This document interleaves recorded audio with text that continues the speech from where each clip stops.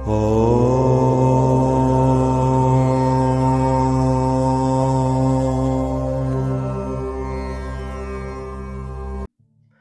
ಗುರುಭ್ಯೋ ನಮಃ. ಹರಿ ಓಂ.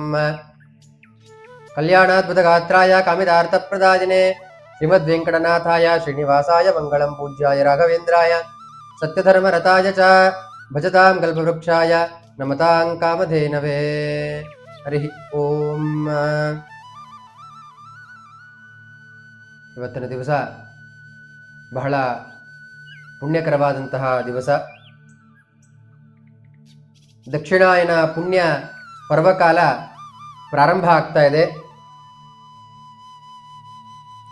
ಏನಪ್ಪ ಇದ್ರ ಮಹತ್ವ ಅಂತಂದ್ರೆ, ಸೂರ್ಯನು ಕರ್ಕಾಟಕ ರಾಶಿನಲ್ಲಿ ಪ್ರವೇಶಿಸಿದಾಗ ಈ ದಕ್ಷಿಣಾಯನ ಪರ್ವ ಪುಣ್ಯಕಾಲ ಪ್ರಾರಂಭ ಆಗುತ್ತೆ. ಏನು ಉತ್ತರಾಯಣ ಮತ್ತೆ ದಕ್ಷಿಣಾಯನಕ್ಕೂ ಏನು ವ್ಯತ್ಯಾಸಪ್ಪ ಅಂತಂತಂದ್ರೆ, ಉತ್ತರಾಯಣದಲ್ಲಿ ದೇವತೆಗಳಿಗೆಲ್ಲ ಹಗಲು, ದಕ್ಷಿಣಾಯನ ಪರಕಾಲದಲ್ಲಿ ದೇವತೆಗಳಿಗೆಲ್ಲ ರಾತ್ರಿ ಅವಧಿಯಾಗಿರುತ್ತದೆ. ಎಷ್ಟೋ ಜನ ಅಂತಾರೆ ದಕ್ಷಿಣಾಯನ ಪರ್ವಕಾಲ ಕೆಟ್ಟದ್ದು ಅಂತ ಹೇಳಿ. ಯಾವುದೇ ರೀತಿಯಾಗಿರುವಂತಹ ಕೆಟ್ಟದ ಒಂದು ದಿವಸಗಳು ಅಲ್ಲ. ಈ ಒಂದು ದಕ್ಷಿಣಾಯನ ಪರ್ವಕಾಲದಲ್ಲಿ ನಾವು ಏನನ್ನ ಮಾಡಿದ್ರೆ ನಮಗೆ ಅನುಕೂಲ ಆಗುತ್ತೆ ಅಂತ ಎಷ್ಟೋ ಜನಕ್ಕೆ ಭಾಸೆ ಇದೆ, ಏನು ಮಾಡಿದ್ರೆ ಅನುಕೂಲ ಆಗುತ್ತೆ ಅಂತ.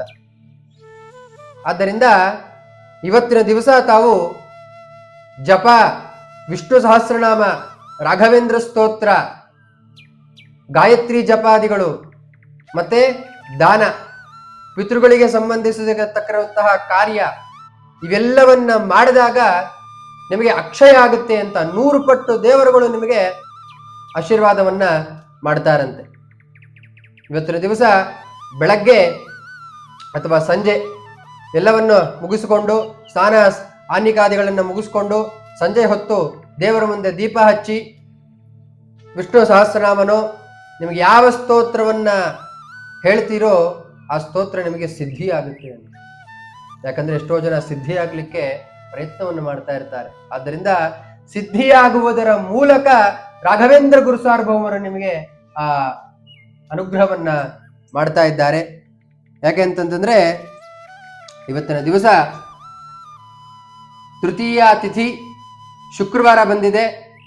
ಮಘ ನಕ್ಷತ್ರ, ವ್ಯತಿಪಾತ ಯೋಗ, ಗರಜಕರಣ ಅಂತ.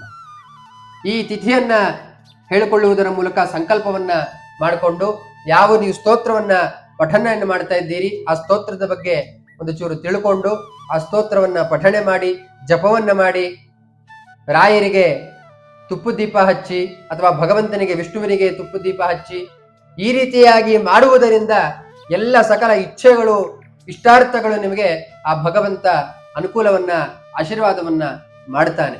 ಮತ್ತೆ ದಕ್ಷಿಣಾಯನ ಸಾಮಾನ್ಯವಾಗಿ ಪಿತೃಗಳಿಗೆ ಬಹಳ ಶ್ರೇಷ್ಠ. ಪಿತೃಗಳ ಕಾರ್ಯವನ್ನ ಮಾಡಬೇಕು ಅಂತಂದ್ರೆ, ಪಿತೃಗಳ ಕಾರ್ಯವನ್ನು ಮಾಡೋದ್ರಿಂದ ನಿಮಗೆ ಪಿಂಡ ಪ್ರದಾನಾದಿಗಳು ಅದೆಲ್ಲ ಅಲ್ಲ. ಏನಪ್ಪಾ ಅಂದ್ರೆ ಅವರ ಹೆಸರಿನಲ್ಲಿ ಏನಾದ್ರೂ ಒಂದು ದಾನವನ್ನು ಮಾಡಬೇಕು. ಅಕ್ಕಿನೋ, ಬೇಳೆನೋ ಅಥವಾ ತಿಲಾನೋ ಈ ರೀತಿಯಾಗಿರುವಂತಹ ಒಂದು ಪದಾರ್ಥಗಳನ್ನ ದಾನ ಮಾಡೋದ್ರಿಂದ ನಿಮಗೆ ವೈಶಿಷ್ಟ್ಯತೆ ಹೆಚ್ಚಾಗುತ್ತದೆ.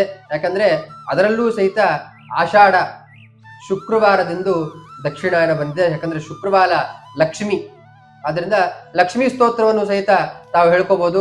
ನಾನು ಹಿಂದಿನ ವಿಡಿಯೋದಲ್ಲಿ ಬೇಕಾದ್ರೆ ನಿಮಗೆ ಡಿಸ್ಕ್ರಿಪ್ಷನ್ ಬಾಕ್ಸ್ ಅಲ್ಲಿ ಆ ಲಿಂಕ್ ಅನ್ನು ಕೊಡ್ತೀನಿ. ಅಪರಾಜಿತ ಸ್ತೋತ್ರ ಅಂತ ಬರುತ್ತೆ, ಆ ಸ್ತೋತ್ರವನ್ನ ಕೇಳಿಸ್ಕೊಳ್ಳಿ ಅಥವಾ ಪಠಣೆಯನ್ನ ಮಾಡ್ರಿ. ಈ ರೀತಿಯಾಗಿ ಪಠಣೆ ಮಾಡೋದ್ರಿಂದ ನಿಮಗೆ ಸಕಲ ಇಷ್ಟಾರ್ಥಗಳು ಸಂಪೂರ್ಣ ಆಗುತ್ತೆ. ಆದ್ದರಿಂದ ದಕ್ಷಿಣಾಯನ ಪರ್ವಕಾಲ ಪ್ರತಿಯೊಬ್ಬರಿಗೂ ರಾಯರ ಆ ಭಗವಂತನ ಅನುಗ್ರಹ ಆಗಲಿ. ಯಾಕಂತಂದ್ರೆ ಪರ್ವಕಾಲಗಳು ತುಂಬಾ ಕಡಿಮೆ ಬರುವಂಥದ್ದು. ಆಮೇಲೆ ನೀವು ಯಾವುದೇ ಒಂದು ಸೇವೆಯನ್ನ ಪ್ರಾರಂಭ ಮಾಡ್ಬೋದು ಅಂತಂತಂದ್ರೆ ಮಾಡಬಹುದು.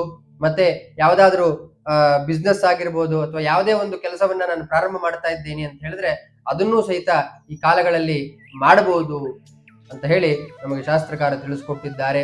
ಎಲ್ಲರಿಗೂ ಅನುಕೂಲ ಆಗ್ಲಿ. ಎಲ್ಲರಿಗೂ ಅಂದ್ರೆ ಎಲ್ಲದಕ್ಕಿಂತ ಹೆಚ್ಚಾಗಿ ಜಾಸ್ತಿ ಜಪತಪಗಳಿಗೆ ನಿಮಗೆ ಬಹಳ ಶ್ರೇಯಸ್ಕರವಾಗಿರುವಂತಹ ಒಂದು ಕಾರ್ಯ. ಆ ಕಾರ್ಯವನ್ನ ಪ್ರತಿಯೊಬ್ಬರು ಮಾಡಿ, ಎಲ್ಲರೂ ಸಹಿತ ಜಪವನ್ನ ಮಾಡಿ. ಯಾಕೆ ಅಂತಂದ್ರೆ ನಮ್ಮ ಸನಾತನ ಧರ್ಮವನ್ನ ನಾವು ಕಾಪಾಡ್ಕೋಬೇಕು. ಯಾಕೆ ಅಂತಂದ್ರೆ ಈಗಿನ ಕಾಲದಲ್ಲಿ ಧರ್ಮ ತುಂಬಾ ಬಿದ್ದು ಹೋಗ್ತಾ ಇದೆ. ಯಾರು ದೇವರ ದಿಂಡ್ರು ಅಂತ ನಂಬೋದಿಲ್ಲ, ಧರ್ಮ ಕೆಳಗಡೆ ಕುಗ್ಗುತ್ತಾ ಇದೆ. ಆ ಕುಗ್ಗಲಿಕ್ಕೆ ನಾವು ಬಿಡಬಾರದು. ಎಷ್ಟು ನಾವು ದೇವರ ಸ್ಮರಣೆಯನ್ನು ಮಾಡ್ತೀವೋ ಅಷ್ಟೇ ನಮಗೆ ಆ ಭಗವಂತ ಅನುಗ್ರಹವನ್ನ ಮಾಡ್ತಾನೆ ಅಂತೇಳಿ ಎಲ್ಲರಿಗೂ ಅನುಕೂಲ ಆಗ್ಲಿ, ಎಲ್ಲರಿಗೂ ಆ ಭಗವಂತನ ಆಶೀರ್ವಾದ ಆಗ್ಲಿ. ಇನ್ನ ಹೆಚ್ಚಿನ ರೀತಿಯಲ್ಲಿ ಇದೇ ರೀತಿಯಾಗಿ ಏನಾದ್ರೂ ನಿಮಗೆ ಆ ವಿಚಾರಗಳು ಬೇಕು ಅಂದ್ರೆ ದಯವಿಟ್ಟು ನಮಗೆ ಕಮೆಂಟ್ ಮೂಲಕ ತಿಳಿಸ್ಕೊಡಿ. ವಿಷ್ಣವೇ ನಮಃ ಅಂತ ಹೇಳಿ ದಯವಿಟ್ಟು ಒಂದು ಕಮೆಂಟ್ ಮೂಲಕ ತಿಳಿಸ್ಕೊಡಿ. ಕೆಳಗಡೆ ಕೊಟ್ಟಿರುವಂತಹ ಸಂಪರ್ಕ ಇದೆ. ಏನೇ ನಿಮಗೆ ಮಾಡಿದ್ರು ಸಹಿತ ಆ ಭಗವಂತ ನಿಮಗೆ ಅವನು ಕಷ್ಟ ನಿವಾರಿಸ್ತಾನೆ, ನಾವಲ್ಲ. ಯಾಕಂತಂದ್ರೆ ನಾಹಂಕರಿತ ಹರಿಕರ್ತ, ದೇವರು ಮಾಡ್ತಾ ಇದ್ದಾನೆ, ನಾನು ಮಾಡೋದಿಲ್ಲ, ನನ್ನಲ್ಲಿ ನಿಂತು ಭಗವಂತ ಮಾಡಿಸ್ತಾ ಇದ್ದೇನೆ ಅಂತ ಹೇಳಿ ಇವತ್ತಿನ ದಿವಸ 2 ಮಾತುಗಳನ್ನ ಆ ಭಗವಂತನ ಆಧಾರದಲ್ಲಿ ಅರ್ಪಣೆ ಮಾಡ್ತಾ ಇದ್ದೇನೆ. ಸರ್ವಂ ಸಂಪೂರ್ಣ ಮಧ್ವಾಂತ ಶ್ರೀ ಕೃಷ್ಣಾರ್ಪಣಮಸ್ತು. ಸರ್ವೇಂದ್ರಿಯ ಪ್ರೇರಕೇಣ ಶ್ರೀ ಪ್ರಾಣ ಪ್ರತಿನಿಧಿತಃ ಯದವೋಚ ಮಹಂತೇನ ಪ್ರಿಯತಾಂ ಕಮಲಾಲೇ ಹರಯೇ ನಮಃ. ಶ್ರೀ ಕೃಷ್ಣಾರ್ಪಣಮಸ್ತು.